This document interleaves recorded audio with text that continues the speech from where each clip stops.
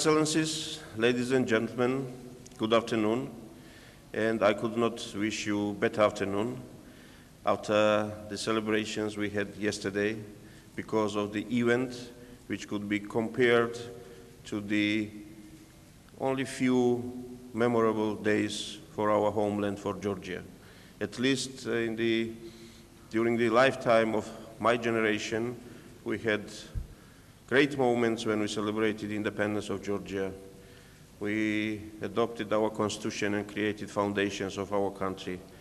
And I would place this event as continuation of this attempt, our desperate attempt to create state, modern state, where the nation is living in accordance to the modern democratic standards, and we all Georgians are proud of our beautiful country.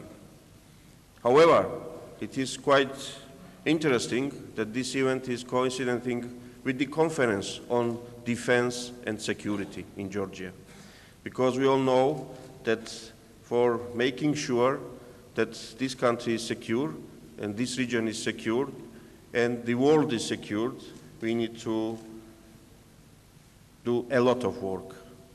And I'm proud to see that Georgia is doing great work together with our partners to make our world safer, more stable, and more prosperous. I could be very short in my address to you as a representative of the Georgian Parliament by stating that Mr. Prime Minister expressed very well the policy designed by the Parliament, the priorities for which this government was approved by the Parliament, the confidence which we gave to the Prime Minister, to Defense Minister, to this team of government. Thank you for your job for 1 year and a half when you were able to deliver what we expected from you. And the Parliament will continue to support in this very same direction.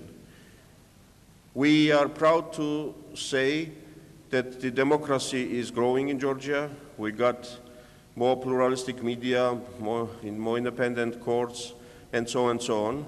But we have one area where democratic standards are not so much observed, and this is the Parliament, where we have anonymous support to Georgian foreign policy priorities and Georgia's aspiration to become integral part of the security system which unites the democratic world. On this issue, we do not have disagreements in the Parliament, and the government enjoys bipartisan support in this direction. I believe this is a great achievement of this country, of this nation, which should be appropriately implemented by the government's policy.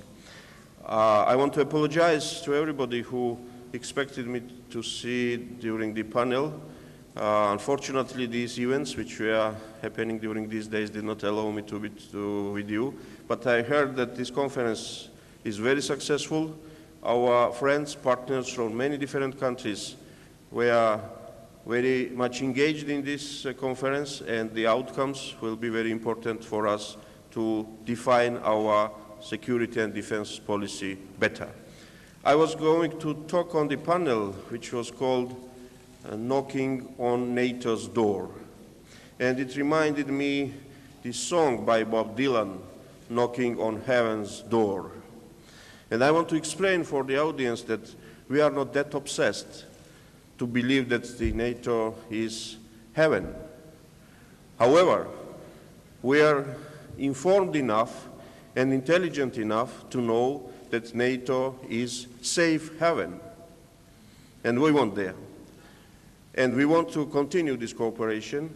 We want to be a reliable partner to you, and I believe we all will be able to make right decisions immediately and when time comes for those decisions. Once again, congratulate to everybody for the success of this conference, and I believe we will gather here again next summer and report more and more achievements in the same direction. Thank you.